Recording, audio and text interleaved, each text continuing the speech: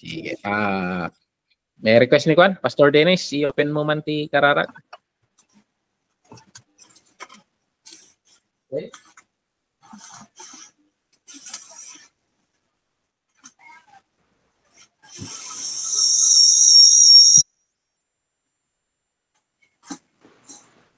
Oh, sige, Kararat. Kumlatan. Sige. Pati tayo mga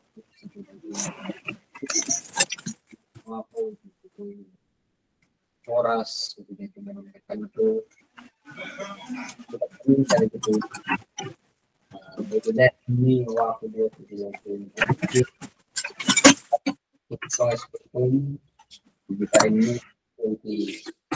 lead kada kami, naman kada giti kaya't mo ay adal kada kami kada ito na libro, wapo Diyos, sikat mo himat, wapo kumi, wapo Diyos, kami, Lord, sa bakang kami, kada ito nga klase ni, hindi siya namin teacher ni, Pastor Brian, hindi kita sabsat ni, wapo Diyos, di Hong Kong, yan kada iti kada tuwid na Ulomi, di Fugao, Mindanao, and Quirino, hindi siya nandito kami sa kada kami, kasuwa po Diyos, sumbrik kami tinituloy na. Yaman kami, itawat yung kararagmi, Amen. So, maraming salamat, Pastor Dennis. Pag-aaralan natin ngayon itong Book of James. Book of James. And very controversial rin itong book na ito. Kasi medyo sinasabi ng maraming scholars na asot po sa tao sila ni Kwan. Apostle Paul dito. But the Book of James, according dito yung manual tayo, is the book of practical Christianity. Bakit tinatawag na practical Christianity? Dahil it is a book. Si Paul kasi, he is a theologian. He speaks about concepts, about theologies, about perspectives. But ni Apostle ni James is a pastor by heart. So though Paul is calling him apostle lang, may mga verses na tinatawag ni Paul siya na apostle, pero he is more of a pastor. He is the pastor of the Church of Jerusalem. Siyempre, itong mga apostles, doon kasama siya. Itong mga apostles kasi, and particularly itong 12, they were mandated to go into all the world. Though lahat sila 120 nasabihan nun. But noong nagsialisan na, especially Peter kasi prominent leader siya sa Jerusalem Church. Pero nung he was set apart also to go to other ministry kasi napupunta sa Rome, may mga outside Jerusalem na ministry siya abroad, and si James ang naging prominent na leader sa Jerusalem Church. Now, sino ba tong James na ito? Kaaralan natin tong James na ito. Medyo controversial to. Bakit ang pangalan niya Amerikano? James. Basically, itong book na ito, actually ang original na pagkakasulat nito in the Greek language is si Jacobus. Jacobus na from the term Jacob. So Jacob ang pangalan niya. Paano naging James? So from the Latin or si Spanish term Latin na Santiago, James, Jacob, Jacobus, Tiago. Tiago, Jacobus, gaganda yung maya, Latin ken ko. So Santiago, nadadiyayan so nga napanti Santiago iti terminonan in the Ilocano, but Tiago, Jacobus, medyo grind damit. So ayun, hindi pag good yung kausap mo, they will call this the book of Jacob. Okay? Sino ba tong Jacob na ito? So, itong Jacob na ito, or James, kasi yun yung ginagamit ng mga English Bible natin, iba siya sa ibang James. Kasi maraming James na binabanggit dito sa New Testament. Iba siya sa James na son of Zebedee, or the brother of the Apostle John. Tinatawag rin na James the Greater. Bakit James the Greater? Sa 12 kasi na 12 na apostles, dalawa ang James doon. So alam na naman natin ang mga Hudyo, patriarch yan si Jacob. So napakaraming nagngangalang Jacob talaga. So ayan. So kaya gumagamit na sila, wala namang apelyido, kaya ang ginagamit na apelyido, Nagan ni Tatangdan, Kaslay Pugaw. So for example dito, Jacob na anak ni Zebedeo. So ayan. Or bakit James the Greater? Ginamit rin yung James the Greater kasi sa 12 na yon mas nababanggit si James, mas sikat si James, kaya tinatawag nilang Greater. So hindi siya itong humihinging umupo sa kaliwa o kanan ng trono ng Panginoon. Iba ito. Iba rin yung James na tinatawag na son of Alphaeus. So iba rin yung tong Jacob na ito. Or tinatawag nilang James the Less kasi mas bihira siyang nababanggit kaysa yung utol ni John. Okay? So, ayan, iba rin yon. Ang James na tinutukoy natin yung half-brother of Jesus. Bakit half-brother? Because we know that Jesus is directly conceived by the Holy Spirit. So itong James na tinutukoy natin dito, yung son ni Mary at ni Joseph. Okay? So, half-brother of Jesus. So, yung kapatid ni Jesus in the flesh. So, tinatawag rin siya minsan na James the Just. Bakit kaya tinatawag na James the Just? Nalintag. Bakit itong mga ibang James? Kilo? Maybe he is strict in the way we live. So, ganun siguro yung perspective nila nung pastor siya. Black is black, white is white. Parang ganun siya siguro. He is very strict. He is a Jew of the Jew rin. So, yun yung di natin alam. We will dig in deeper later kung bakit tinawag siyang James the Just. Actually, mahihiwatigan natin yan in the book of James. Okay? So, siya yung adingan ni Jesus Christ. So, ayan, may mga nabanggit dito. Matthew 13:55 to 56. Is this not the carpenter's son? Is not his mother called Mary and his brothers James, Joseph, Simon, and Judas? And his sisters, are they not all with us? Where then did this man get all these things? So nabanggit dito sa Matthew 13:55 to 56, yung James na brother of Jesus. So, ayan, may maraming kapatid si Jesus, Joseph.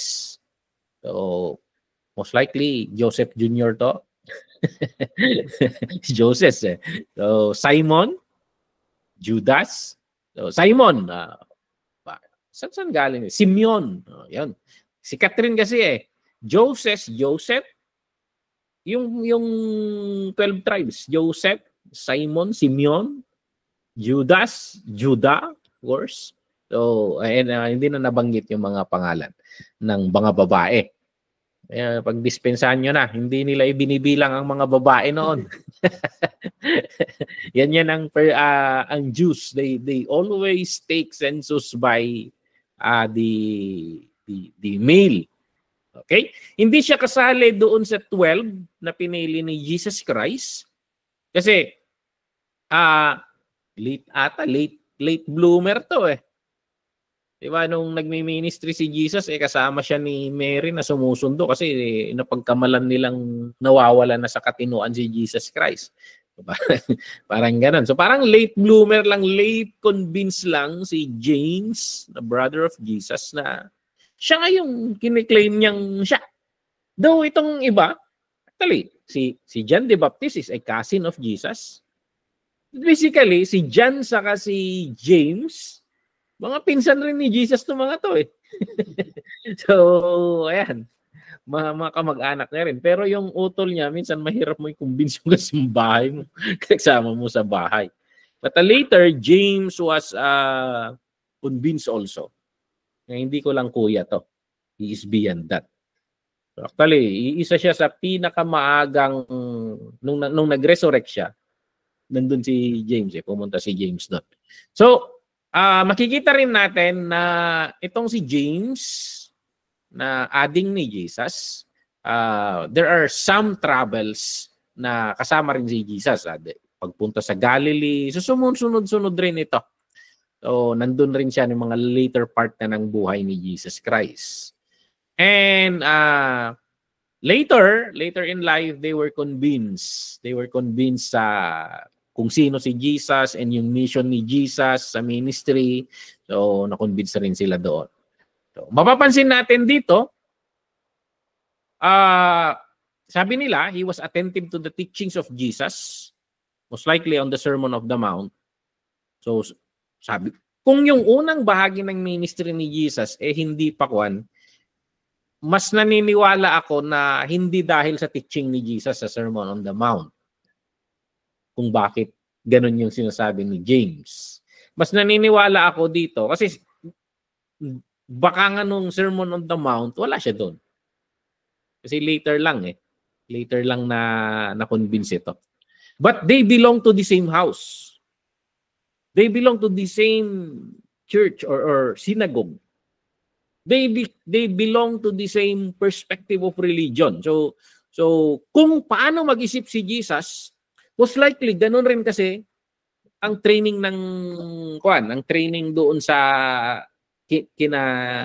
James.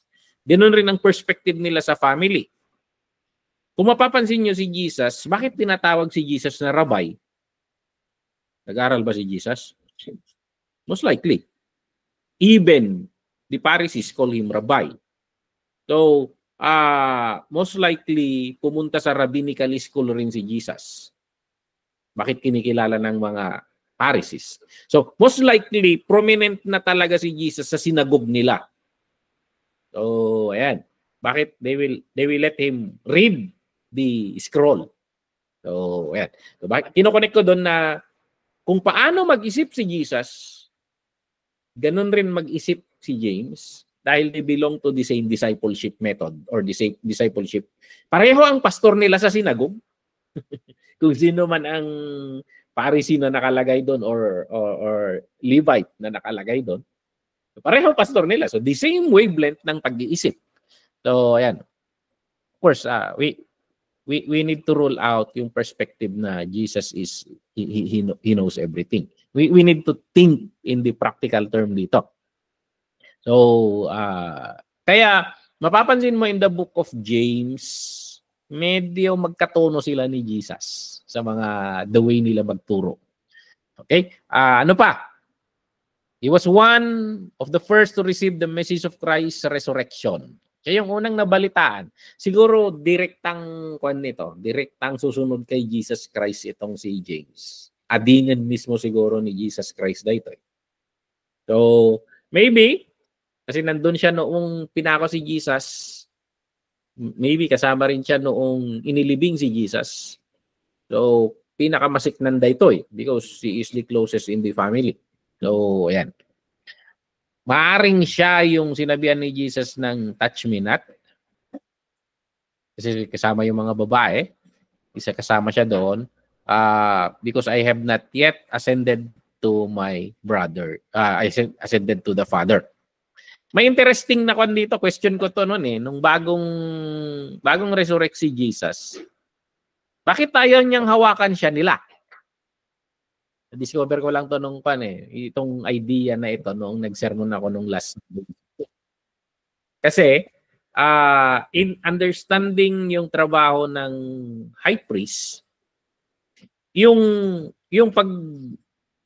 pagkamatay ni Jesus doon sa labas ng Jerusalem, nilagay nila sa banta sa bundok na yon. Ipinapahiwatig pala noon yung dalawang kambing, di ba? Yung isang kambing kakatayin, yung isang kambing pakakawalan, yung scapegoat. So, yung noong linalati ko nila sa loob, sinisimbolize ni Jesus yun yung lamb who will be killed inside. So, parang yung nagbuhos ng dugo. But yung going outside, sinisimbolize niya rin yung scapegoat. At yung pari pala na magdadala ng scapegoat, maglalabas, yung maglalabas doon sa nasasakupan nila. Pagbalik niya yon, ang susunod na protocol na gagawin ng mga Levites maghuhugas pa yon. Maghuhugas, may ritual cleansing.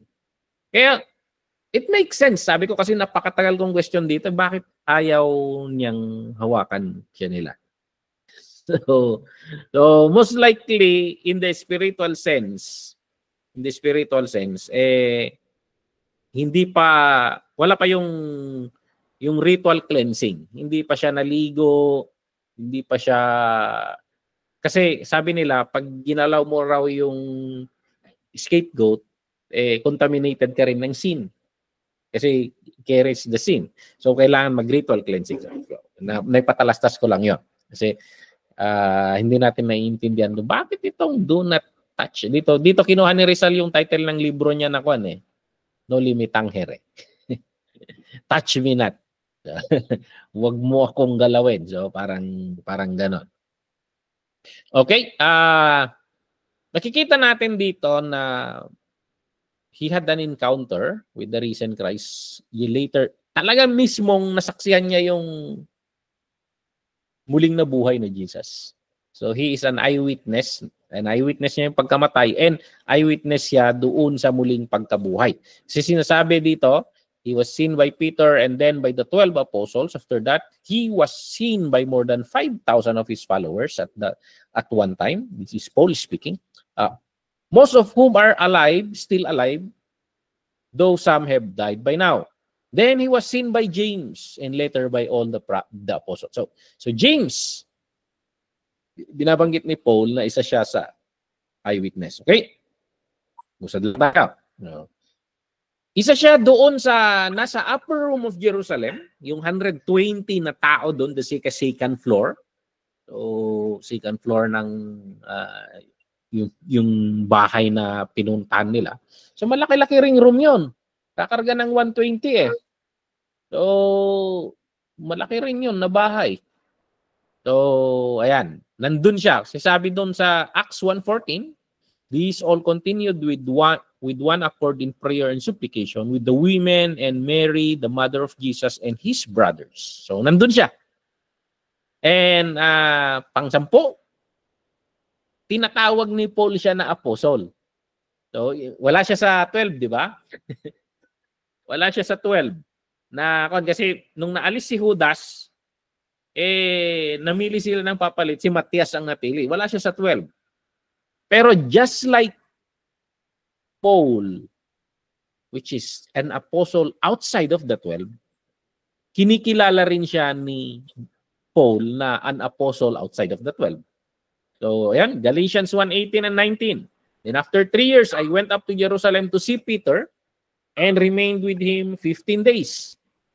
But I saw none of the other apostles except James, the Lord's brother. Okay? So, ayan, mataas ang pagtingin ni Pablo sa kanya. Magkabaro itong mga to.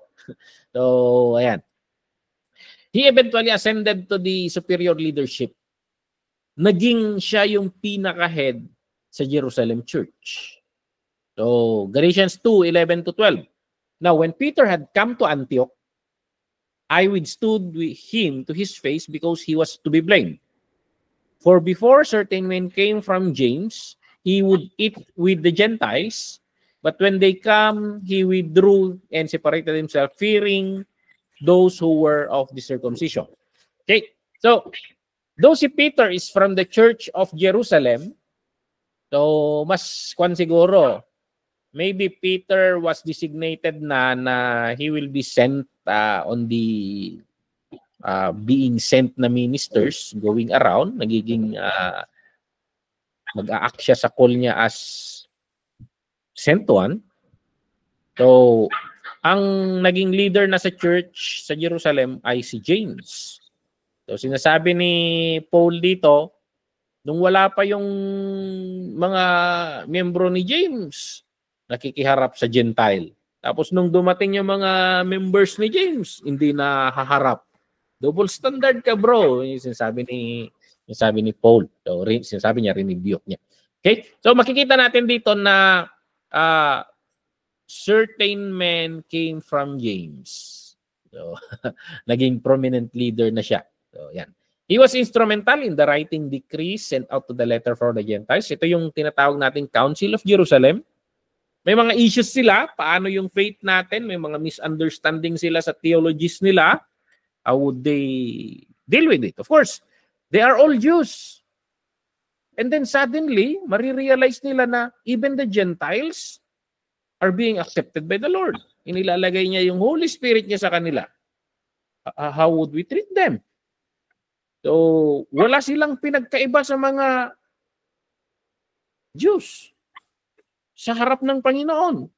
Binibigay niya yung Holy Spirit niya sa mga Jews, binibigay niya rin sa Gentile. How would we treat them? So, sabi ni Peter, kailangan nilang sumunod sa law. May yung law na tinutukoy dito. Ibig sabihin, the law of becoming a Jew. So, parang change citizenship. Parang gano'n. Kasi pag gano'n yung concept siguro, say change citizenship. They need to be circumcised. They need to follow all the religious rituals of the Jews. They need to obey all the yung mga protocols nila sa Hudyo. Huwag silang hindi na sila pwedeng umulam ng mga shrimp, mga sugpo, mga catfish, mga kuan, basta hindi na pwede lahat parang Hudyo. And Paul went against them dito. Kasi si Paul, the Lord revealed to him how the Gentiles be treated. So if the Lord accepted them as they are, Gentiles, we would accept them as they are, Gentiles. So they don't need to become Jews. So ayan, yan yung perspective ni Kwan. And they made a statement, an agreement. Kasi dito, this is a big issue sa kanila.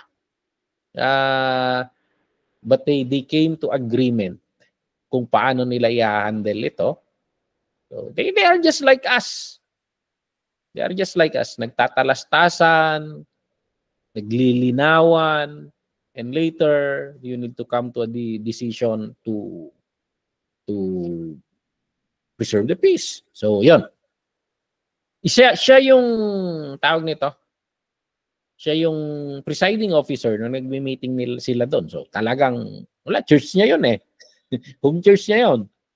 So, pag nag-aaway siguro si Paul sa Peter noon, tumahimik ka muna, Pedro. Give him the chair to speak. So, parang gano'n. No? Tama na muna, Pablo. Si Pedro muna. So, yan. Hanggang sa maka-come up sila sa isang perspective. He achieved the high status of a bondservant of Jesus Christ. So, imagine ito, kuya mo, but dumating yung punto na sa realization mo na hindi ko lang kuya to. He is beyond. And ginagamit na niya yung title, makikita natin si James chapter 1 verse 1. James, a bondservant of God and of the Lord Jesus Christ. Ano ako na to eh. James, adipan ti Diyos, kunimanong ko nga Jesus, kuna na ko ma. But he considered himself as a servant of God and of the Lord Jesus Christ. He came to a realization na it is an honor to be a brother of the Most High in the flesh. But he sees himself as a servant, bondservant. So, by 62 AD, according sa tradition, sabi natin kasi these are documented in other written documentaries, written literatures, but not in the scripture. Kaya sinasabing tradition, pasang salita. So, kwento-kwentuhan. Kaya sabi nila na around 62 AD, he was martyred. They killed him in Jerusalem. So, pag si Jesus Christ nag-ascend siya, pumunta siya doon sa bumalik sa langit by 33 AD, most likely that is approximately 30 years after na umalis ang Panginoon. 30 years in ministry and he was killed. So, yan. They minartir siya nila. Okay. And pag-usapan naman natin itong sinulat niya. Itong napaka-controversial na aklat. Sino kaya sinusulatan niya? Sino kaya sinusulatan ni James dito? So, kung babasahin natin, punta tayo sa Book of James. If you have your Bibles there, sumabay kayo. Pwede niyong buklatin yung mga Bible ninyo or your phones. In the Book of James, chapter 1. Bungad dito, sabi, James, a servant of God and of the Lord Jesus Christ, to the 12 tribes scattered among the nations. So sinusulatan niya raw, to the 12 tribes scattered among the nations. Kung babalik tayo sa Book of Hebrews na pinag-aralan natin noong Wednesday ba? Pinag-aralan natin noong Wednesday. Ito rin yung audience na sinusulatan nung nagsulat ng Hebrews. So, Paul has a letter to them and then James has a letter to them. So, tingnan natin. Dalawang treatment ito. Pero, mapapansin natin dito na, ayun, sabi dito, scattered among the nations. Kung mapapansin natin, noong pinatay nila si Stephen, I don't know kung ilang taon yun bago pinatay si Stephen. Maraming nangyari doon eh. Kinulong si Peter, and then pinatay nila si Stephen, and and the persecution came, and they were scattered to all the nations. So ang sinusulatan niya rito, most likely mga members niya. Mga members niya. And mas naunang nasulat ito kaysa sa Book of Hebrews. Kasi sabi nila, one of the earliest na nasulat na sulat dito sa New Testament, yung dalawa. Itong Book of James and the letter to the Galatians. Ito yung pinakamaagang sulat. So, most likely, naniniwala ako na yung Book of Hebrews ay sinulat ni Paul yun after na mamatay si James na pastor. Namatay yung pastor nila, they were scattered around the nations. Nag-i-struggle sila sa lahat ng mga persecutions nila. And masiknan ni Pablo kadagitoy membro ni James. So he write them the Book of Hebrews. But of course, dito'y Book of James is a letter of James to his members na scattered around. Naikalat na sila eh. Ipakalat sila dahil sa persecution. Buhay pa siya dito kasi siyempre, paano ka makakasulat kung patay ka na? So, ayan. So, parang sabi nitong teacher natin dito, si Bill Scheidler, kung si Jacob, doon sa huling may mga mensahe siya sa Old Testament. May mensahe siya sa 12 of his sons, the 12 sons. Sa New Testament, itong Jacob rin na ito, na may sinasabi rin siya sa spiritual Israel of God. So sinasabi ng ilan na nagsusulat siya sa natural na mga Israelita na inikalat sa buong empire. Pero kung sa pagsasaliksik nila, kung kahit basahin natin, kung i-analyze mo ang nilalaman ng Book of James, he is talking to believers. Kaya hindi ako nagsusubscribe sa sinasabi nila na ang kinakausap raw ni James dito unbeliever. Ang kausap niya dito ay mga Kristiyano, mga Hudyo na tumanggap sa Panginoon, mga Messianic Jews, okay? Ang tumanggap sa Panginoong Jesus. So, ayan. Nagsusulat siya sa mga spiritual Israelite, mga Hudyo talaga na tumanggap sa Panginoon. Okay? Na nandun sila nakakalat sa Gentile regions. Okay? So, ayan. Sabi natin, most likely mga miyembro ng congregation niya ito. So he is writing here as a pastor. Bakit siya nagsulat? Ano kaya yung sitwasyon kung bakit siya nagsulat? So, walang masyadong nabanggit diyan. So sabihin na lang natin na bilang isang pastor na nababahala or masiknan kadagiti miyembro na kitkitain at spiritually standing da and they were scattered around and abroad, makangkangag so nakadagiti damdamag, may papan kadakwadak at masiknan as a pastor. So, ayan.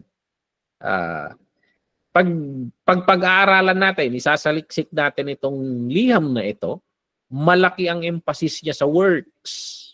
Okay? So, itong works na tinutukoy natin dito, ano to? Salungat ba ng faith? So, tingnan natin, pag-aaralan natin. Actually, maraming scholar na pinagsasabong nila si Paul sa si James.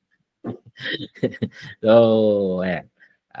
James may be writing out of concern that the message of grace that was being preached was being taken too far by the recipient of the message. So parang baka nababahala raw si James na those who have received the message of grace, they are abusing the grace.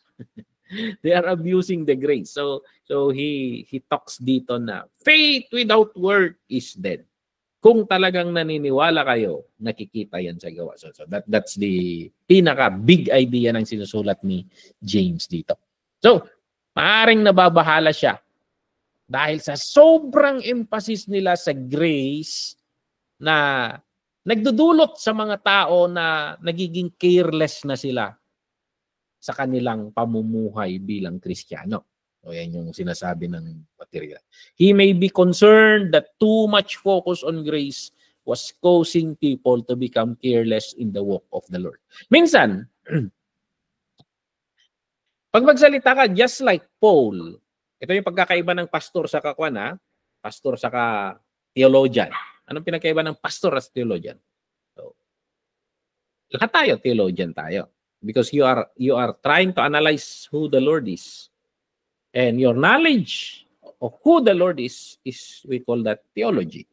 Logos. Knowledge of God.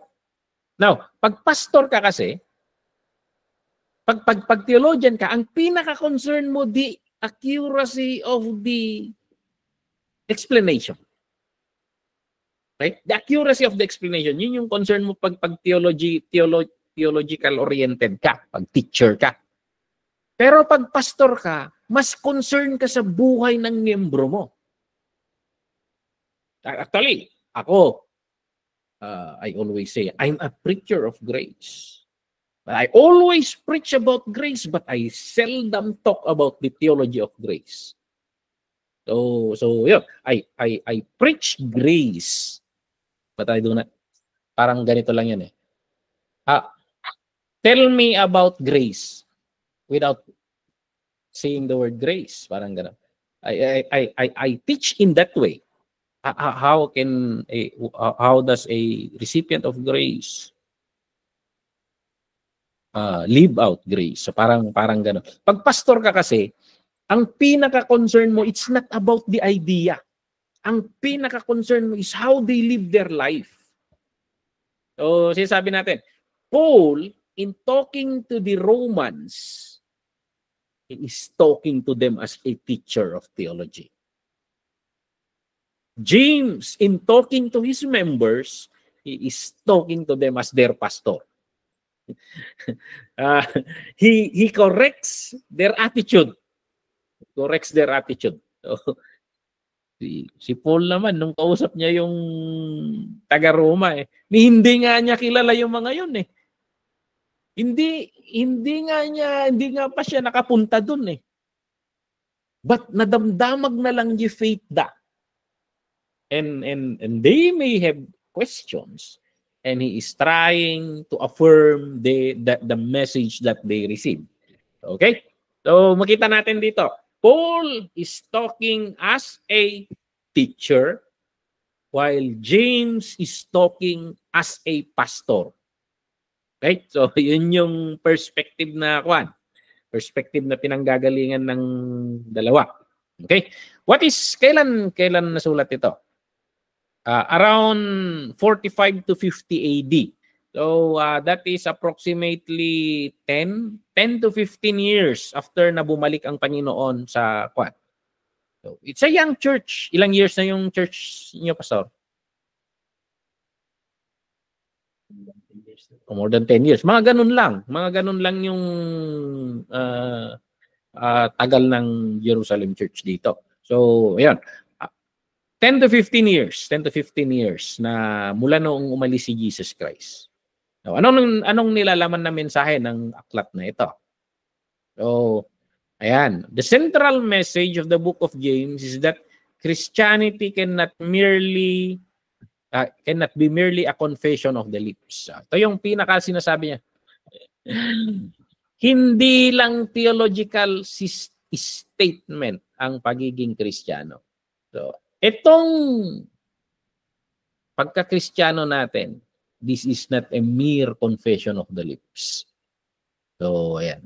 Hindi siya based sa statement of faith alone. So, binanatan ni James to eh.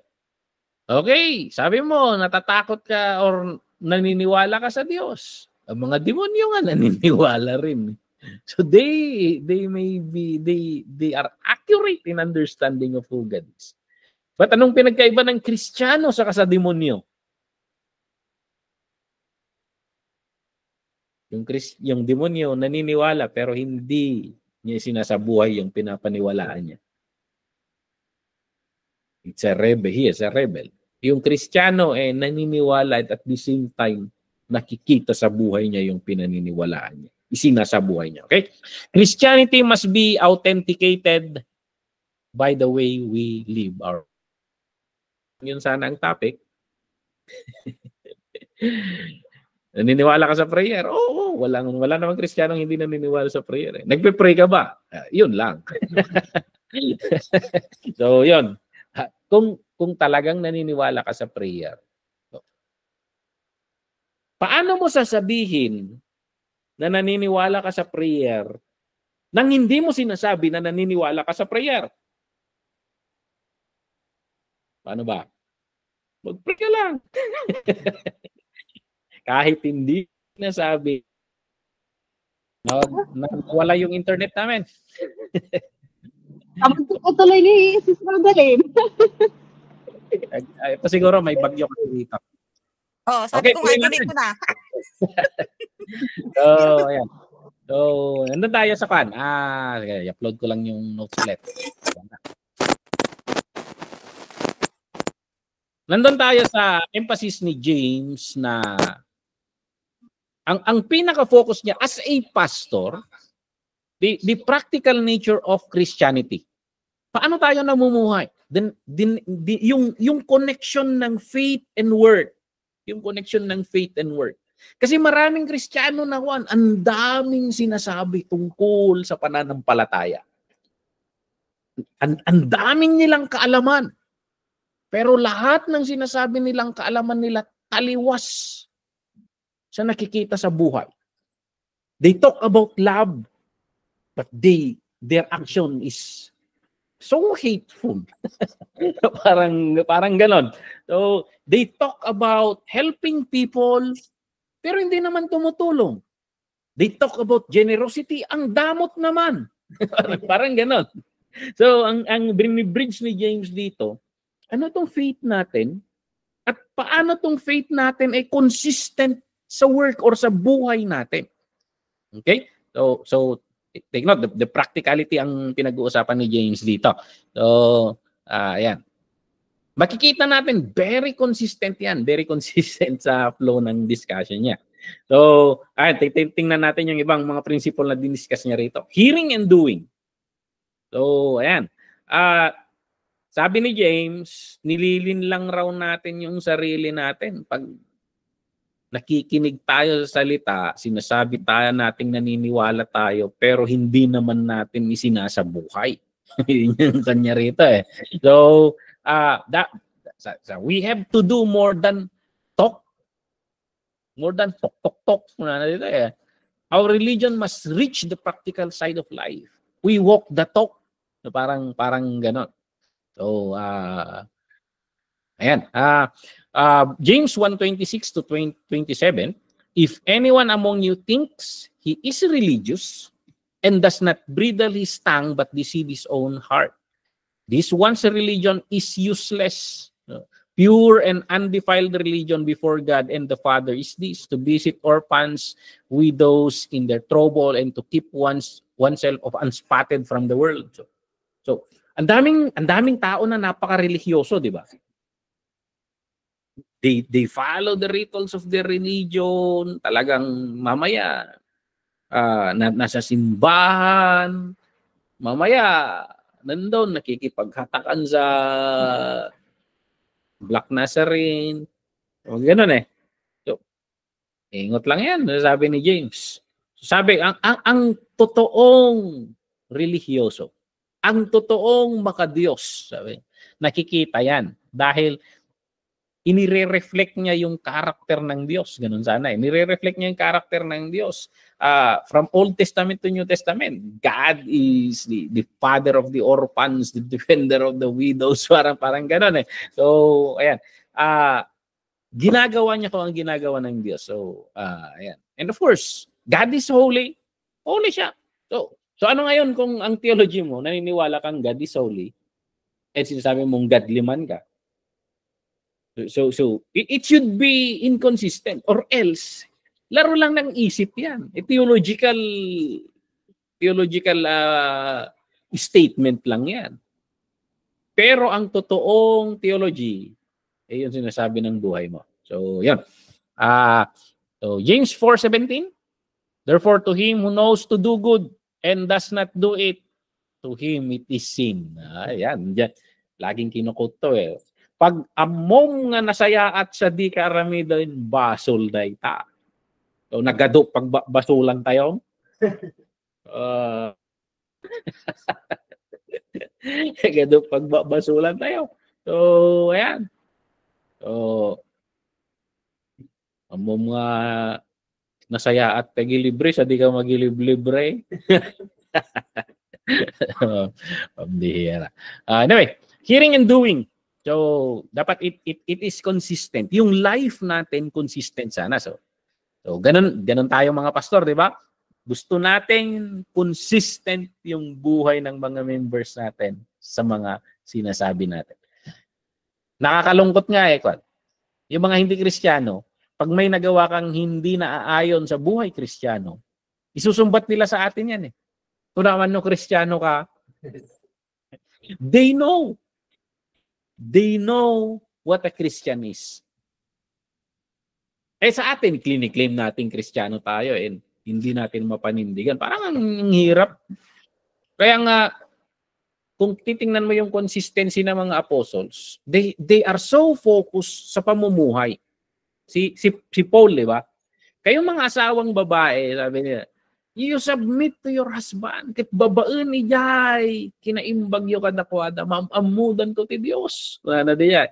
So, imagine yung kagagaling mo sa simbahan, tapos pagdating mo sa bahay, timayab nga sigod ta kaldero. Do they really believe that you are a godly person? So, parang ganun yung sinasabi ni. They are consistent. They are consistent ng itong mga apostle natin. Faith and works. Ito, faith and works. James chapter 2 verse 14 to 26. So ayan. In this section, sabi dito, James makes it clear that saying you have faith in is not enough. One must authenticate their faith with action that corresponds to his or her confession. So hindi lang pwedeng statement lang. So when I always say, I'm a preacher of grace. What do I mean with that? Naniniwala ako na the grace of God came to me. So I can state that. Pero paano nagre-reflect sa buhay? I a recipient of grace. Must be gracious also. Kung anong theology mo, yun yung lumalabas sa'yo. So pag minemeditate mo lagi ang isang bagay tungkol sa Diyos, it will reflect. It will reflect. So pag may mga sumaway sa'yo, may mga nakagawa ng masama sa'yo, it reflects. It reflects. So, ayan. Ganun yung if I reflect on the message of grace is synonymous to generosity. Love. Okay? When we talk about love, a person who always talks about love must be loving. So parang ganon. The consistency of life. Faith and works. Faith and works. Okay? One must authenticate their faith. Ito, very quotable say. One must authenticate their faith with action that corresponds to her or his confession. So, ayan. Sabi nila, maraming theologian na nagsasabing mag-aaway ata itong mag-comparing to. Parang magkasalungat yung sinasabi nila. Actually, struggle ito ni Martin Luther. Kaya si Martin Luther hindi siya fan ng hindi siya fan itong kasi in-embrace ni Martin Luther ang the letter of to the Romans. Pero hindi siya fan nitong Book of James. Ang tawag ni Martin Luther dito, the straw epistle. Pero ang lagi kong argument, in our theology of Scripture, sinasabi natin na ang nagsusulat sa Scripture is the Holy Spirit and He is inspiring people to write this. So, they are inspired and they crafted this letter. It comes from the Holy Spirit.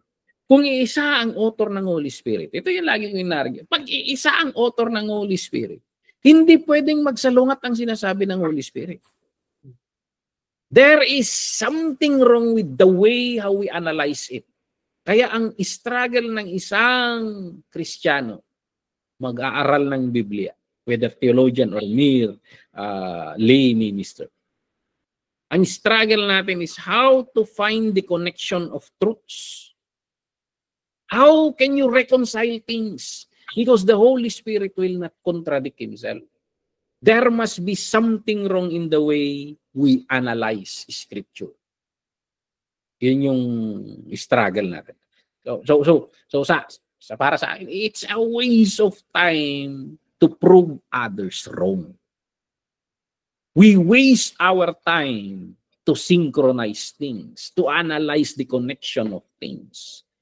Because iisa ang nagtuturo dito. It's not about James, it's not about Paul, it is about the Holy Spirit. So si Martin Luther, hindi niya mayakap ito. Kaya tawag niya, the straw epistle. So, upos yung epistle, it's never a good news. So, ayan. Tingnan natin yung mukhang salungatan. James 2, sige, basa na lang natin to, 20 to 21. Do you want to know, O foolish man, that faith without work is dead? Was not Abraham our father justified by works? Pambihira to. Justified by works. Salungat agad sa terminology. When he offered Isaac, his son, on the altar. Okay? Tingnan natin yung kasalungat ng kumpare niya. Sinasabi ng kumpare niyang si Paul. So, for if Abraham was justified by works, he was something to boast about. But not before God. For the scripture says, Abraham believed God and it was accounted for him for righteousness. Paano mo pagsalubungin ngayon yung magkumparing ito? Ito, pag nagiinuman tong dalawang ito, magpatayan. But tingnan mo yung point ng isa. How would you reconcile? Kasi take note, Paul was talking to the Romans, which are Gentiles. And at the same time, James is talking to Jews. Maingat ka dyan. Pag ang kausap mo ay Hudyo, ang Hudyo kailangang manatiling Hudyo. So, ang Gentile, hindi na kailangang maging Hudyo. So, ang pinapagalitan ni Paul, hindi kayo kailangang maging Hudyo. Kasi pag naging Hudyo kayo, dinidiscredit ninyo yung ginawa ni Kristo. Ngayon, yung Hudyo naman, hindi kayo pwedeng maging Gentile. Yun naman yung, tingnan mo tong dalawang pastor na ito. Kaya maingat ako pag pumupunta ako sa ibang churches.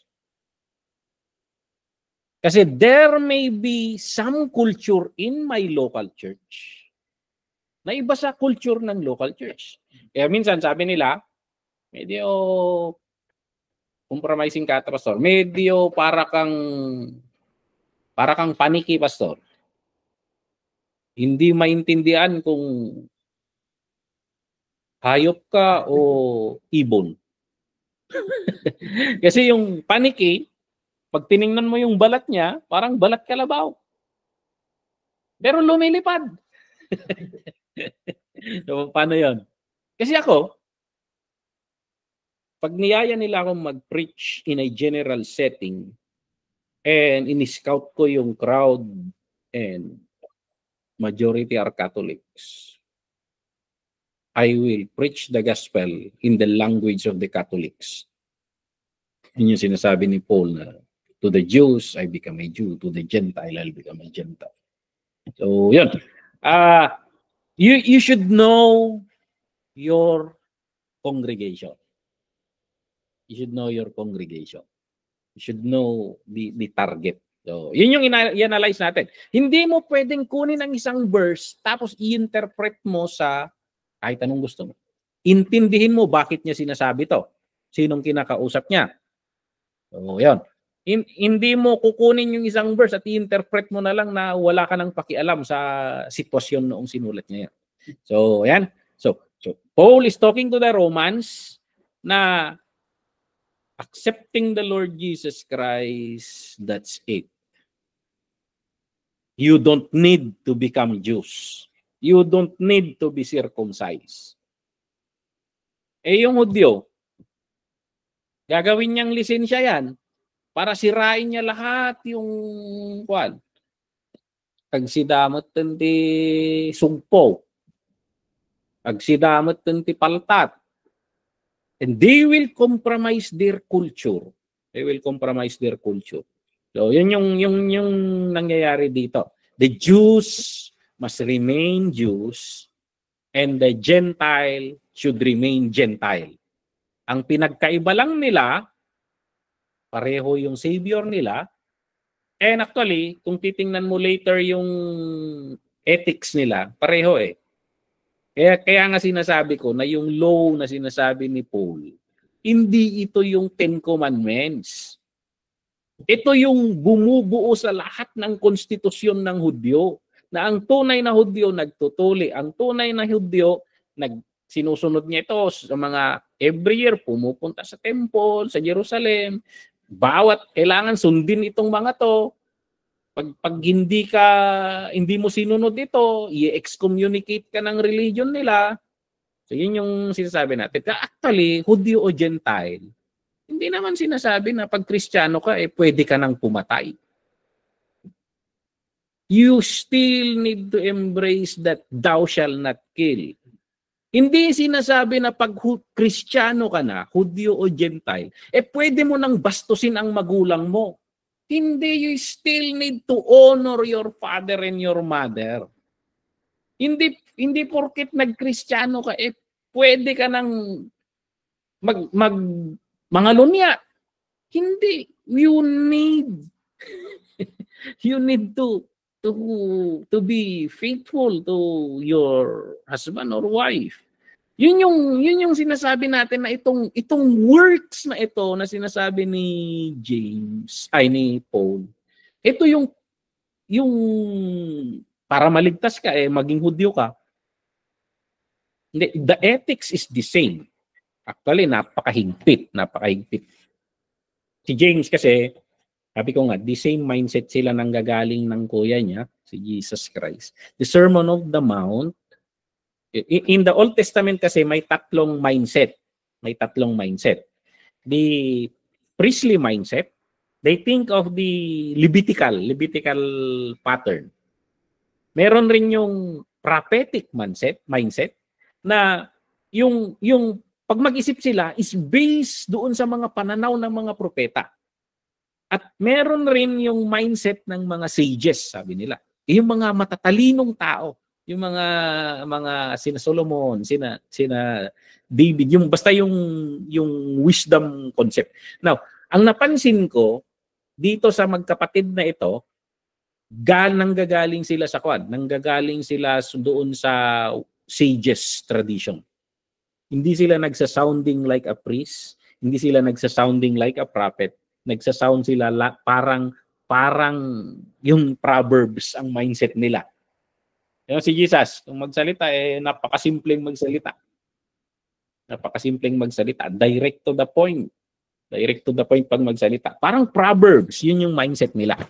Okay? So, pag ganun yung mindset mo, sa Proverbs kasi, hindi sa paniniwala sa pamumuhay. Yun yung kanang Proverbs Paano ka mamuhay? So, napaka-useless, naniniwala ka na ang ibon mahuhuli sa bitag. Yung sinasabi sa Proverbs. Tapos may nakita kang bitag. Tapos pumasok ka sa bitag. Parang gano'n. So, ang mga foolish, sabi sa Proverbs, naghuhukay ng sarili niyang hukay. Naghukay ng hukay tapos tumalon sa hukay. Parang gano'n yung kuan nila. So yun yung tradition nila. So take note yun yung I think yun yung kailangan nating i-clarify na. Ang law na sinasabi dito is not doing good to be saved. Kasi kahit si James, ang salvation is the Lord Jesus Christ accepting him. But the Jews must keep their tradition as a Jews. Kailangan pa rin nilang magtuloy. Hudyo nga sila Kailangan pa rin nilang sundin yung always going to the temple yearly sa mga festivals nila. Kailangan nilang sundin. Hudyo sila So, ayan.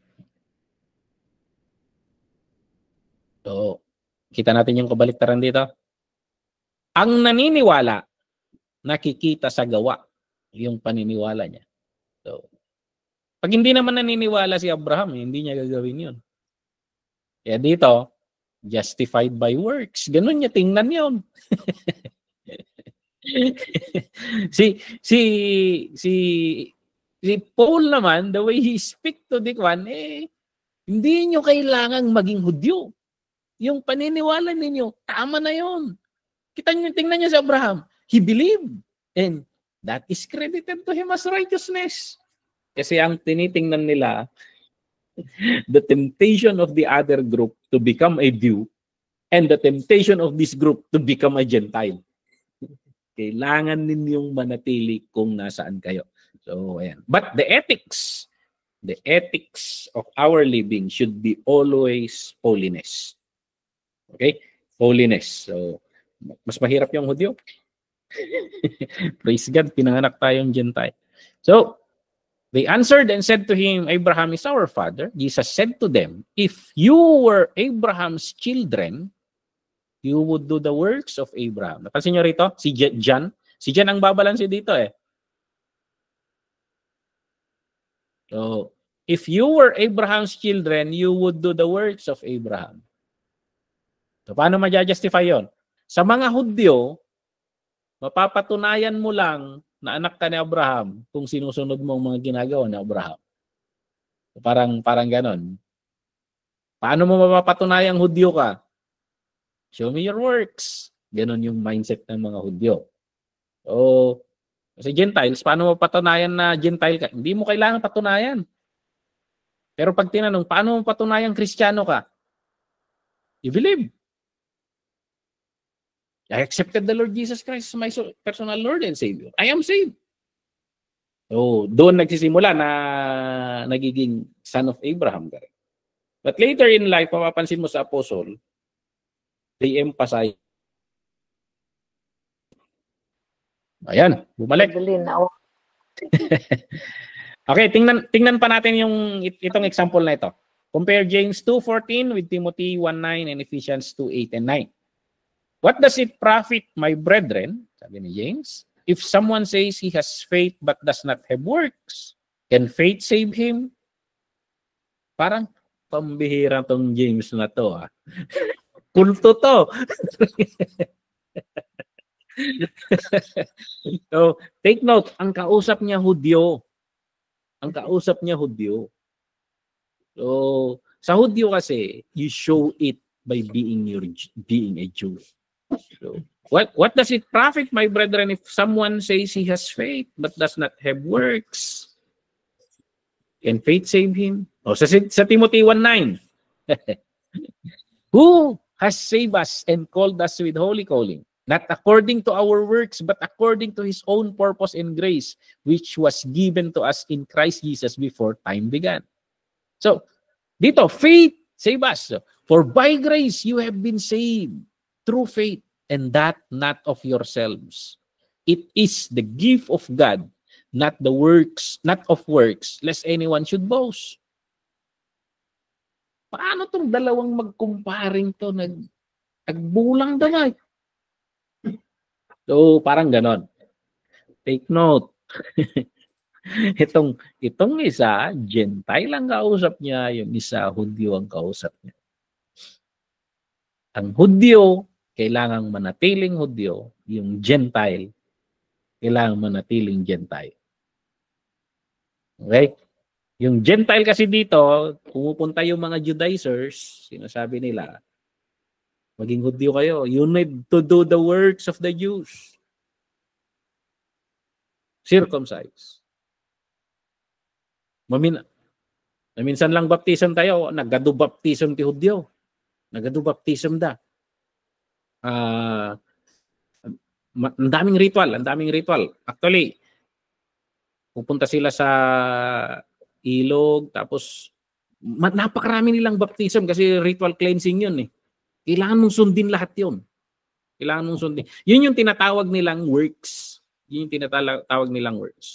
Itong mga Hudyo naman dito, naririnig nila yung theology ni Paul regarding sa mga Gentiles. Praise God. Nakakalaya na rin. Parang ganun naman sila. Hindi, they need to keep their being a Jew. Okay? So, tingnan natin tong James 2:24 at Galatians. You see then that a man is justified by works and not by faith only. Okay? Paano yan? Kaya sinasabi ko, pag mag-aaway-away tayo, lahat ng pinag-aawayan natin galing sa iisang libro. Man, walang hangganan yan. Kasi may verse sila, may verse ka rin. Pero ang tanong, tama ba ang pag-analyze natin sa verse? Paano nila ginamit yung verse na yan noon? So yun yung kuan. Kasi there is always a context for every statement. And kailangan mong intindihin kung bakit niya ginagamit yung statement na yon noon. And then sa application nila doon ka mag-meditate ng gagawin mong application natin ngayon. So you don't take a statement as is. You need to read it according to its context. So Galatians 2:15, knowing that a man is not justified by the works of the law, but by faith in Jesus Christ, even when we have believed in Christ Jesus, that we might be justified by faith in Christ and not by the works of the law. Tignan nyo yun, works of the law. Hindi good works yan. Works of the law. Yung good works, kailangan natin yan. May pagkakaiba yung works of the law and good works. Yung good works, yung love, joy, peace, patience, 9 fruit of the Spirit, yung pagtulong sa mga mahihirap, yun yung good works na sinasabi. Pero yung works of the law, yung Hudyo, para manatiling holy, kailangan niyang sundin yung ritual ng religion nila. So, for by the works of the law, no flesh shall be justified. Yan yung sinasabi ni Paul, yung words of the law. Hindi ka maliligtas sa pagiging Hudyo. Hindi mo kailangan mag-change citizenship. Yung minukan niya. Hindi mo kailangan mag-change citizenship. So, naririnig rin nila to kasi nag-circulate letter na yan. Nabasa ng Hudyo. Problema naman ni James yan.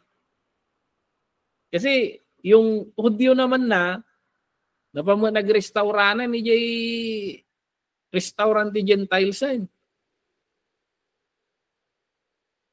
Take note, yung Jew, may panata sila sa ama nila. May mga covenant sila under kay Moses. So let's look at the context. James is talking to Jews and Romans, Timothy, Galatians is dealing with Gentiles. So James is guarding the status of the Jewish Christian, that they need to become Christian, but at the same time, they need to keep their being Jew.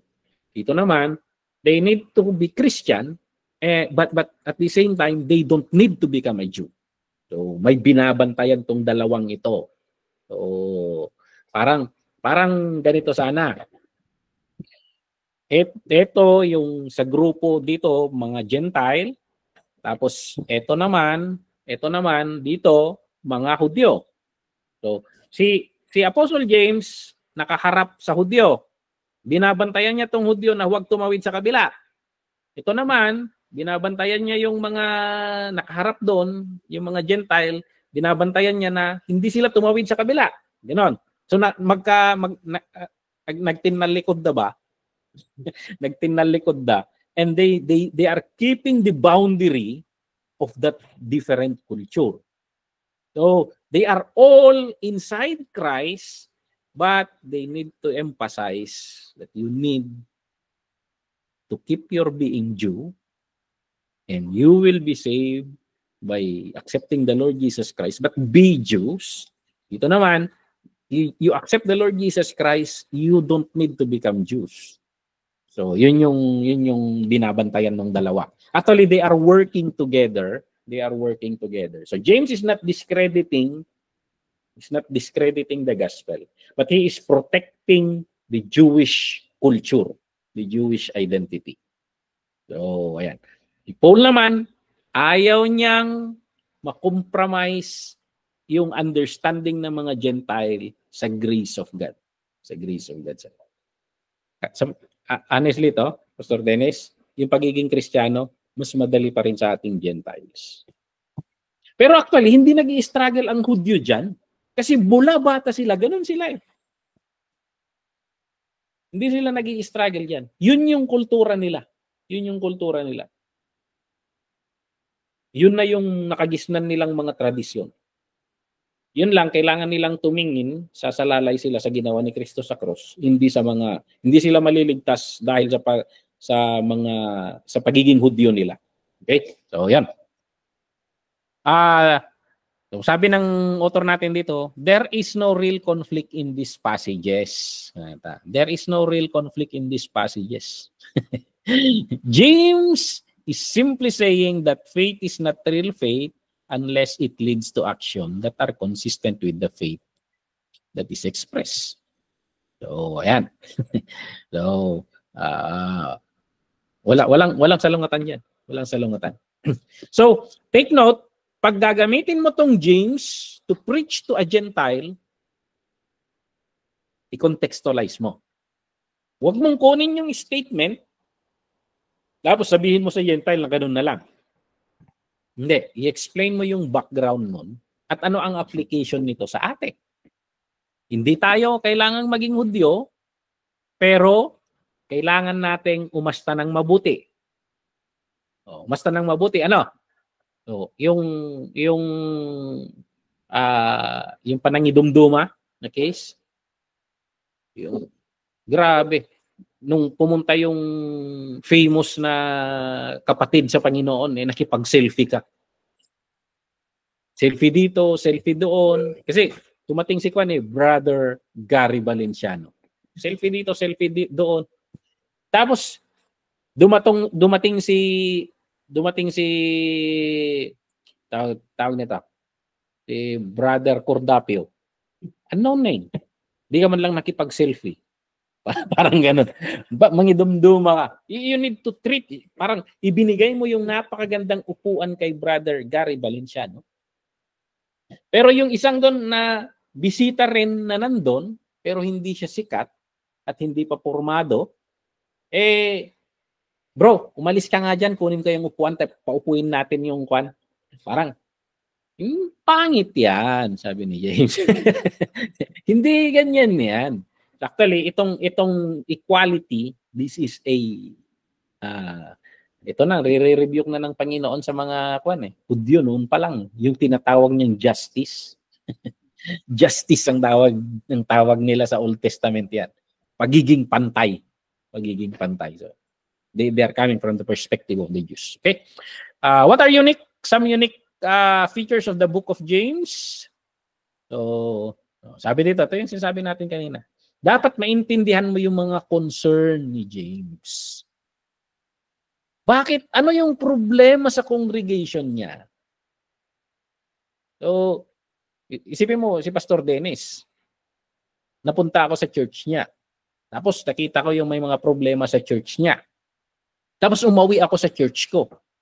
Tapos gumawa ako ng sermon na para sa church niya, pero ibinabanat ko sa church ko.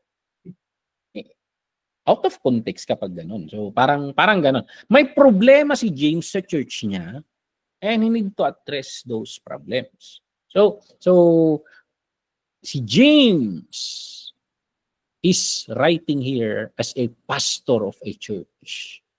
Samantalang most of the time pag nagsulat si Pablo as a teacher of the universal church. So, ayan. So, he sees and address all of the issues that pastors have to face every day working with people who are not living victoriously as mature believers. Very pastoral siya. Gusto niyang ayusin yung congregation niya sa pamumuhay nila. So sabi dito, he is less concerned about doctrine and more concerned about practice. Pag pastor ka, sabi ko nga, bihira ako magturo sa church ng doctrinal. Ang laging wavelength ko, ang laging pattern ng mindset ko pag nagsisermon ako sa church. Because we use the name sa church namin na menorah. Yung menorah yung patungan ng ilaw. Ang pinaka life verse namin sa church let your light shine before men that they may see. Yun yung life verse namin. So pag gumagawa ko ng sermon, my idea is paano magliwanag ang mga taong ito. Ano yung mga bagay-bagay sa buhay nila na nakakapahina sa liwanag nila. Yun yung kwan, parang ganun rin si James dito, may mga ina-address siya. So, ayan. He's less concerned about doctrine and more concerned about practice. So, maraming tama ang pananaw nila sa kaligtasan, tama ang pananaw nila, ang interpretation nila doon sa water baptism, tama ang paniniwala nila or pananaw nila tungkol sa Father, Son, Holy Spirit, Trinity.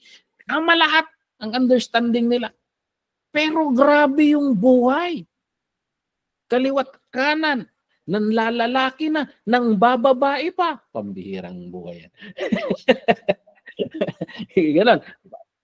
Nagnanakaw dito, nagnanakaw doon. Iniskam niya yung kapwa niya Kristiyano. Parang, wala, it's not, ang problem ni James dito, it's not about doctrinal statement. Ang problem niya is their life. So, he is less concerned about what people say and more concerned about what they do. Which is, this is what we face as a pastor. This is what we face as a pastor. So, ayan. The issues that are addressed by James are usually a result of people's double-minded or literal two-souled. Iba yung sinasabi, iba yung ginagawa. Tulak ng bibig, Kabig ng dibdib. Sabi. So, parang ganun. So, 1 minute, they are close to the kingdom, and the next moment, they are afar. So, kasladala, parang cork. Yung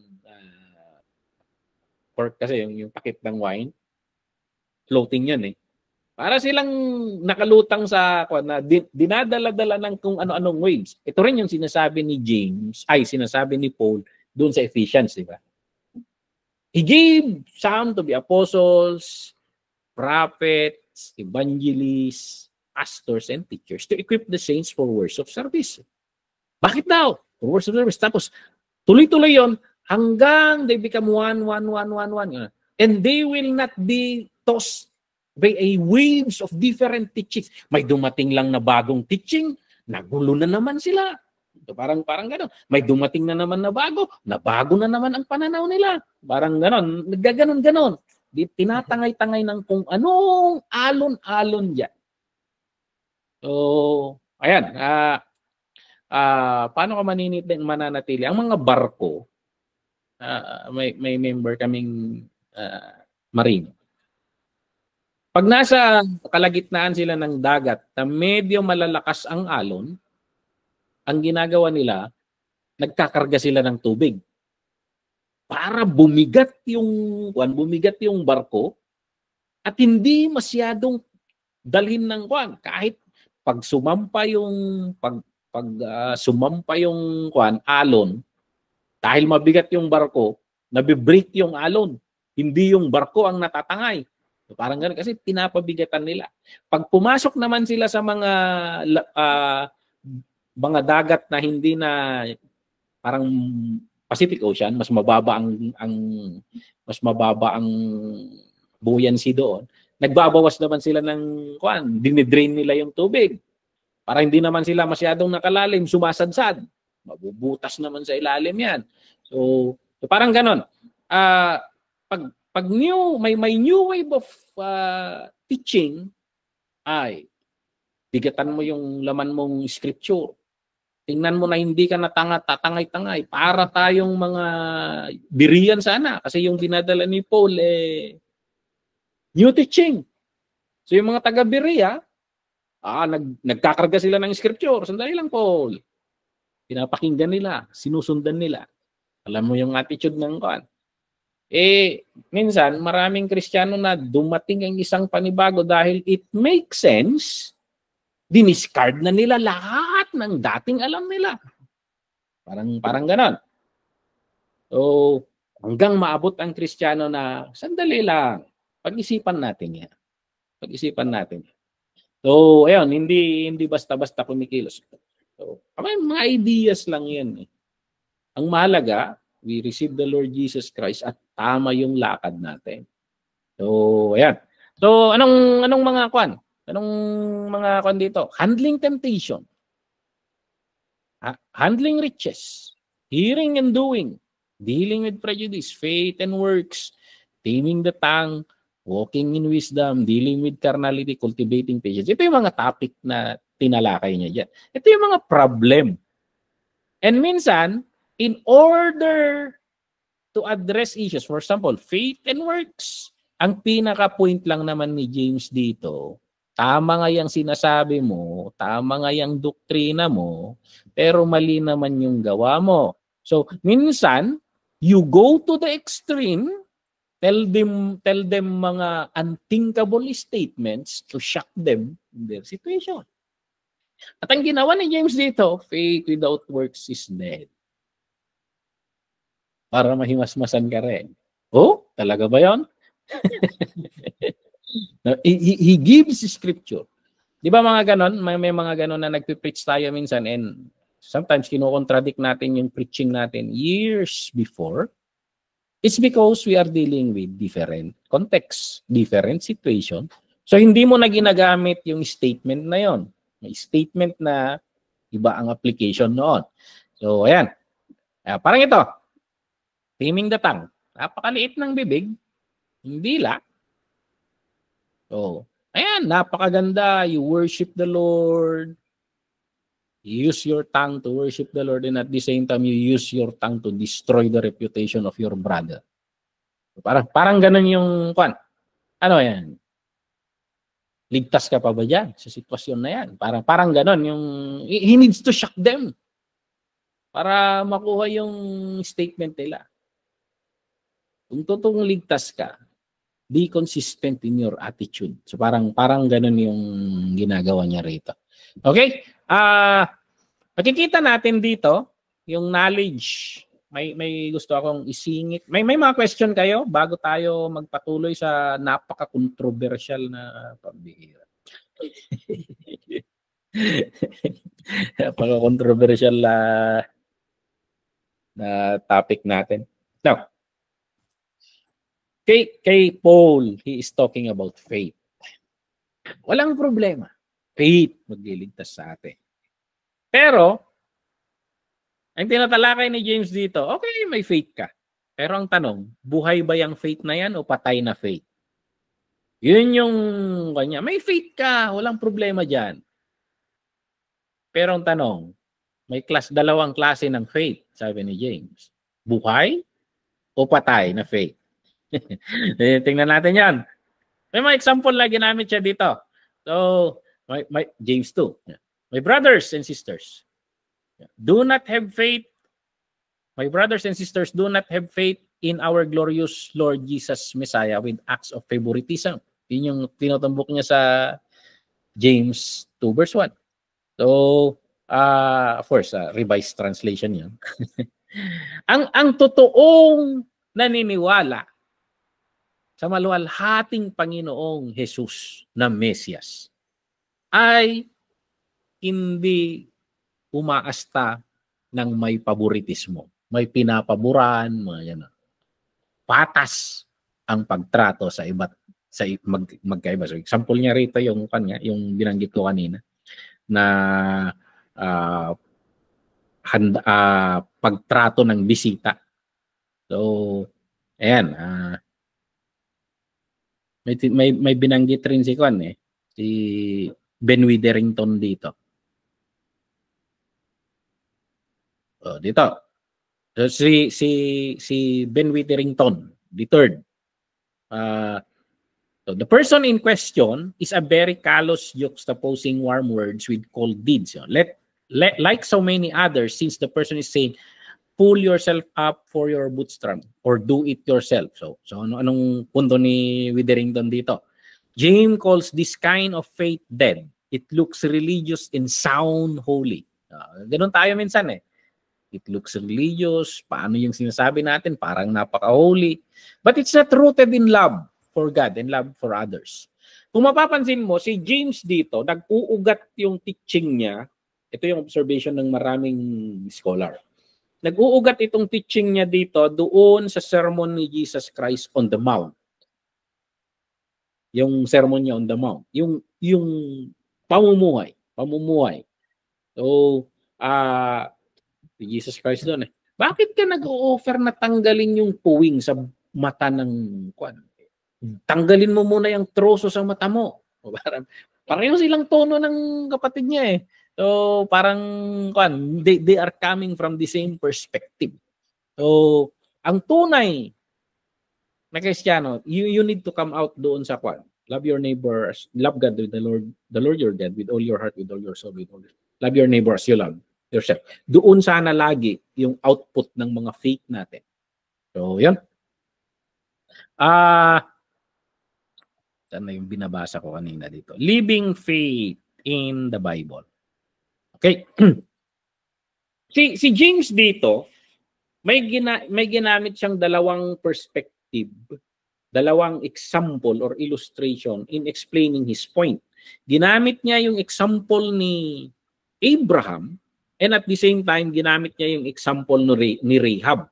So, si Abraham is the father of the Jewish faith. So, ayan.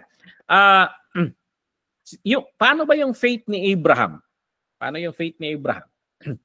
So, sabi niya, was our father Abraham not considered righteous by works when he offered his son Isaac on the altar? You see that faith was working together with his works, and by his works, faith was made complete. So, yan.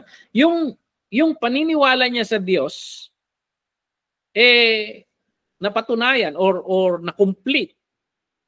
Manifest yung faith niya when he acted on yung hinihingi ng Panginoon.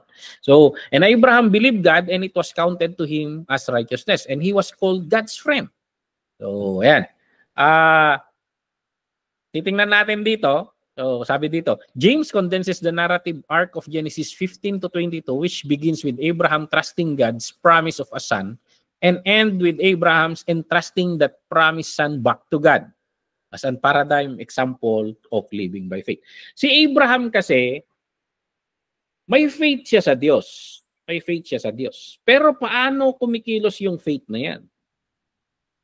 May dalawang, sabi ko nga kanina, may dalawang klase ng faith. Faith na dead at faith na alive. May mga time na ang lumalabas kay Abraham, faith na dead. Kasi naniniwala, sabi ng Panginoon na bibigyan sila ng anak. So, naniniwala sila. And then, sa kilos niya, nung nag-usap sila ni Sarah, paano kung kunin na lang natin si Hagar? Hagar ba? Yung katulong nila. Hagar. Tapos sa kanya nala. Wala na, nalihis na sa faith na kuan. Yung tamang doktrina niya sana, tamang understanding niya na bibigyan siya ng Panginoon ng anak na maging ama ng maraming bansa. Parang umaasta siyang wala na. Yung sinasabi niyang faith niya, yung joy nila ni Sarah, wala na. Nag-iba na. So, ayan. So, di rin mahirap rin kasi 25 years na naghihintay. Pero maraming beses na hindi siya umaasta sa theological statement niya. So, hindi nakikita sa kwan. Pero dumating yung punto na meron na yung bata. Sinabi ng Panginoon, tong batang ito, panggagalingan ng mga pangako niyang susunod. Pero hinihingi ng Panginoon yon. Ialay mo sa akin. Naniniwala ba talaga si Abraham na gagawin ng Panginoon yon?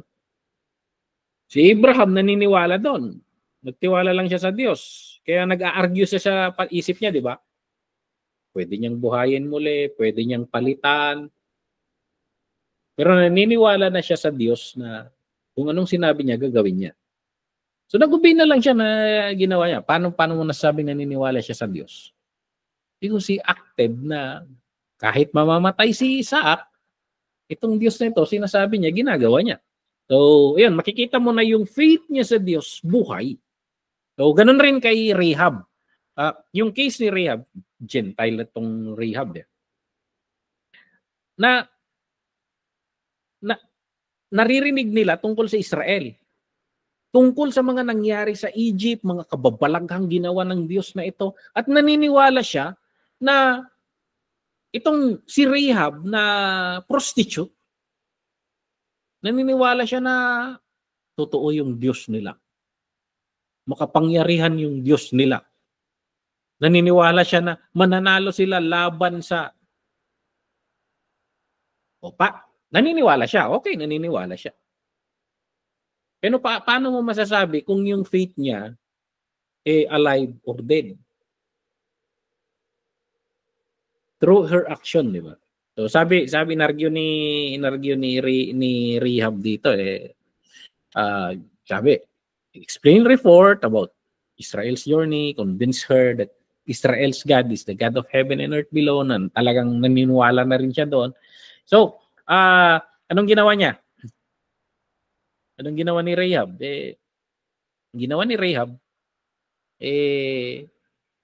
nung pumunta yung mga spy, na mag-spy sa bansa niya, tinulungan niya yung mga spy. Yung faith niya sa Diyos nila, na makapangyarihan nito, makikita mo yung galaw ni Rahab. So yung actions mo, it corresponds to your faith. So living faith is more than belief. Hindi lang kasi belief So faith and belief is different. So yan. So kina-clarify niya rito na faith as mere belief in God. So, pag yung faith mo raw belief lang, dead yan. Yung faith mo sana hindi lang belief. Faith talaga na evidence of things unseen, and it moves you to do on that favor of that faith. So ayan. Ang tanong dito, ang salvation ba by faith or works? So, sabi ni Benwitt itong article dito. Some readers may wonder how James' teaching about works and faith squares with Paul's teaching on the same subject. After all, James say, you see that from works of person is made right and not by faith alone. Faith plus work, si James, parang ganun na yung tingin natin. But Paul seems to say the opposite, for we conclude that person is made right by faith and without works of the law. So, ano ba ang tama? Ano ang tama? Which is it? Are we made right by faith without works or by faith alongside works? Faith alone or faith plus works? Doing justice to the complexities of this interpretive challenge would warrant another article. But here we can say it with confidence that Paul and James are talking about two different things. Yet, similar yet different. Okay? Ano raw yun? Paul is talking about works of the law. Paul is talking about works of the law, which is likely technical term for the kinds of boundary markers that kept Jews from set apart from Gentiles. Ito yung sinasabi ko kanina. So, akala ko, katang-isip ko rin lang itong interpretation na ito. Nung ina-analyze ko. Pero nung nagbabasa ako ng more on these details, yun rin pala ng sinasabi ni Ben Witherington. So, itong Ben Witherington III, mga giant of theology, giant Christian theologians to. So, ayan. So, yung works of the law kasi, hindi good works yun. Yung works of the law, yung pagsunod doon sa identity marker nila as Jews. Okay? So, basahin na lang ninyo ito. Hindi ako magtatagal dito kasi diniscuss niya yung patterns ng heroes of faith, Rahab, man who persevere through. Tingnan mo yung paggamit niya ng Old Testament. He verified his faith by his work, si Abraham. Si Rahab, someone who is seen demonstrated her faith by her actions, which resulted in her salvation. So, Job is seen as a man who persevered through suffering. Kasi, ang totoong mananampalataya, kahit anong nangyayari sa buhay niya, mananampalataya pa rin yan. Makikita mo sa kilos niyan kung buhay yung pananampalataya niya. Pag naniniwala na sa Diyos, just yung Diyos. Matuwid. Pero yung kilos niya, tagilid. Hindi talaga naniniwala yan. Pag naniniwala ka sa Diyos na nandun lagi ang Diyos, hindi ka bibitaw sa pananampalataya. So makikita sa action mo kung ano talaga yung nasa loob mo. So, may nakita akong nag-post noong nakaraan. It's a prayer. I don't know kung anong pinagdadaanan niya. But napakalalim, sinusubukan kong i-analyze yung i-analyze yung post niya. Pero malalim na cry sa puso niya. Wala naman na ata. Yung post niya na apo no mabalin lang kuma. Anak na isubli. Wala idinilit niya rin. Magdapan na kabalin na apo. Magdapan na kabalin na apo. Amo ko mga ipalubos na agsubliak. TJ dati. So, I don't know kung anong pinagdadaanan niya. He is crying. Pero, ayan, he has a deep faith in the Lord. And he believes that the Lord helps those who struggle in temptation. And he is pleading with God to help him. So, I believe that the Lord will help him. Pero, tumutulong man ang Diyos, tulungan mo yung sarili mo rin. You obey the instructions of the Lord. You obey the leading of the Lord. So kahit lead ng lead ang Panginoon, kung hindi ka naman nag-o-obey, so in the end, dead yung faith mo. Hindi ka naman nag-o-obey. So from the very beginning, if you believe in the Lord, you obey the Lord. So kaya ang hirap i-synchronize na you believe in the Lord and you disobey Him. Parang tagilid. Is that kung si James ang kausap mo? Mukhang patay yata ang faith mo. Para kang demonyo, parang gano'n. Naniniwala sila, pero hindi sila sumusunod. So, parang gano'n. So, ayan. Mga practical application na, itong mga sinunod niya regarding the tongue, pananalita. Kasi hindi na di-demonstrate yung buhay natin minsan. Iba yung sinasabi natin, iba yung ginagawa natin. So, ayan. Pag-isipan natin ng maigi kung ano yung mga pinaniniwalaan natin at paano mo matetest kung talagang naniniwala ka sa isang bagay. Obserbahan mo yung kilos mo. Obserbahan mo yung kilos mo. Kasi sometimes, actually in the scripture, overrated ang Bible study eh. Overrated ang Bible study. Kasi ang dami nating Bible study pero bakit hindi nababago ang buhay ng Kristiyano? Actually, ang tinuturo ng Biblia, hindi kasi Bible study. Ang tinuturo ng Biblia, meditation. Meditate on His Word day and night. Meditate it. Analyze it. Paano lalabas sa buhay mo? Paano mo i-apply? Anong application nun sa buhay mo? Parang ganun yung tinuturo kasi ng Biblia eh. And dun sa Psalms your law, sabi niya, napakatamis ng law mo. It leads me into the right path. So parang ganun. Okay? So that is the book of James. Very controversial, very thought-provoking. Pero ang sabi ko nga, ang susi dito is you go to the context. Bakit niya sinasabi yun? There is always a reason bakit niya sasabihin yun. So they are not contradicting each other with Paul. They believe in the same thing, but they are addressing different situation. And different situation, though you come from the same faith, may bring out different statements. So parang gano'n. So they believe, actually itong pinakamaaga na sulat to eh. Pinakamaaga na sulat, Book of James. At katatapos ito ng Council of Jerusalem. So malinaw sa kanilang mga paniniwala at pananampalataya nila dahil kakatapos ng Council of Jerusalem. So hindi pwedeng magsalungatan sila.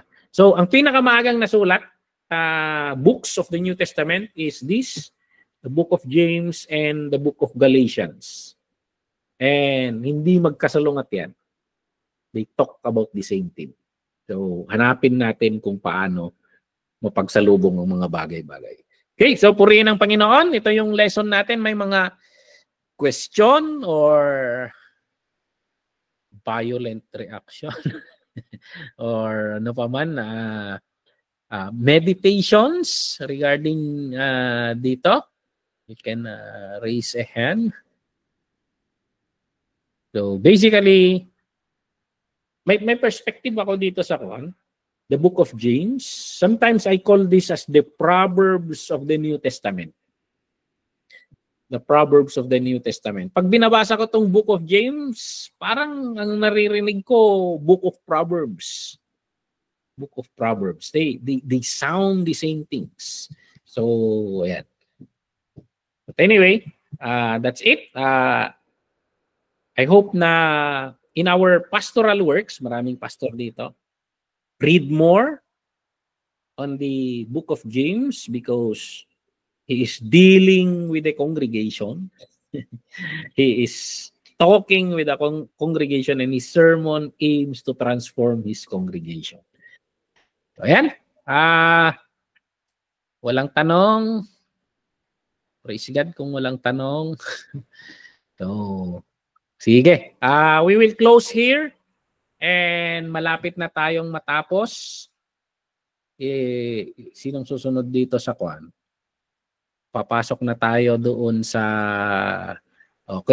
another apostle, kay Peter naman, another perspective. Kung titingnan naman natin kung what.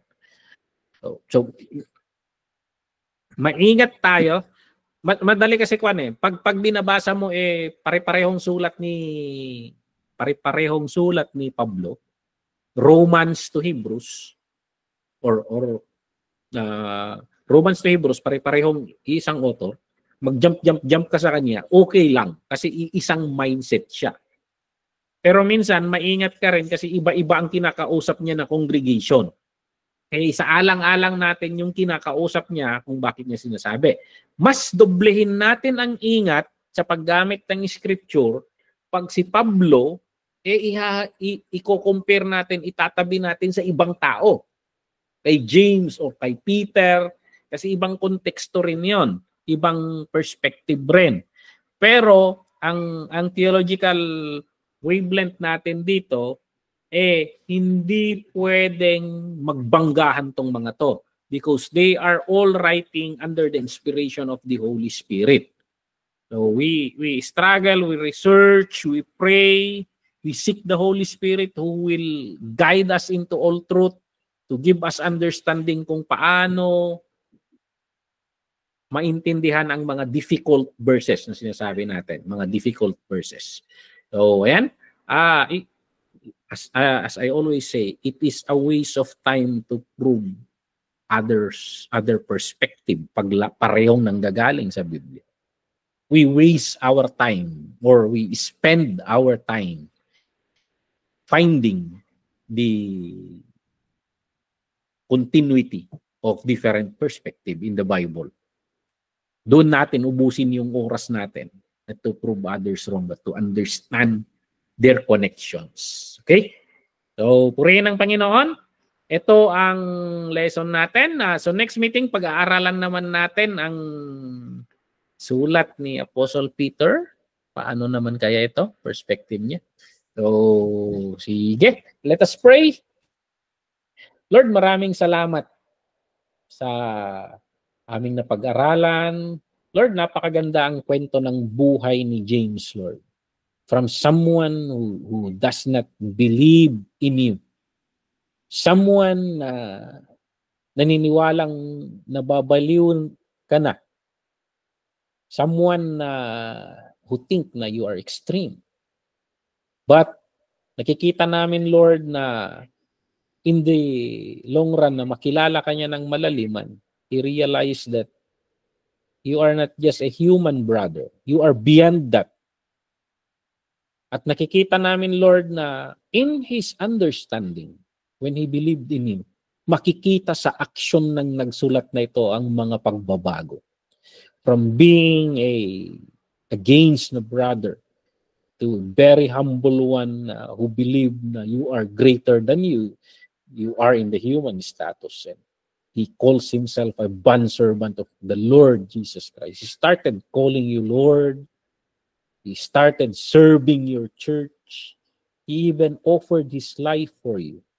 Nakikita sa buhay niya, Lord, yung talagang pananampalataya niya na didemonstrate sa paano siya umasta. Maraming salamat sa buhay ng iyong kapatid na ito, Lord. At Lord, tulungan mo rin kami, Lord, na ang aming mga pananampalataya humanay sa aming pamumuhay. Na madidemonstrate, Lord, that we really believe in you. And anuman, Lord, yung mga bagay-bagay sa aming pang-araw-araw na buhay, mga kahirapan, we put ourselves in the line because we believe in you. We face anuman ang mga kahihinatnan, kagaya ni James, Lord, because we believe in you. Our faith is not a dead faith, according kay James. But Lord, the faith that we have is living, alive, at nakikita sa aming pang-araw-araw na buhay. Tulungan mo kami, Lord, na mga pastors na nandito sa klase na ito at mga church leaders na nandito, kung paano maisabuhay ito at paano maituro sa aming mga kapatid na pinaglilingkuran namin, Lord. Tulungan mo kami, Lord, na magawa namin ito, Lord, ma-hit, Lord, yung goal mo doon sa Ephesians, that your people, hindi nakagaya ng bangka ng tinatangay-tangay ng anumang alon ng katuruan, Lord. But Lord, they prove their faith by their actions. That Lord, nakikita sa buhay nila na talagang naniniwala. Maraming salamat, Lord, at binago mo kami. Maraming salamat, Lord, at binigay mo tong faith. We entrust in you, Lord, that you are the author and finisher of this faith. Perfect it, Lord. Maraming salamat. Bless mo ang bawat isa sa amin, Lord, mga kapatid namin sa Hong Kong, Quirino, Mindanao, Ifugao, and kahit sa marami pang iba, Lord, na nanonood sa channel namin. Maraming salamat. Bless mo ang bawat isa sa amin. Itong hiniling namin sa pangalan ni Jesus. Amen. Amen. And praise God. Pasensya na sa mga technical difficulties natin. May bagyo ata dito sa atin. Isumit lang agawan-awan. Medyo may hangin sa labas. Hindi na naman kami dito kung may bagyo dyan. Mukhang mataas eh. Parang siguro La Union, Ilocos region ang katamaan nito. So medyo Taiwan, paganyan din yun. Hindi ko alam kung walang pasok ang mga bata bukas. Kape! Nagkakape. Kape rin. Makapalagip ni.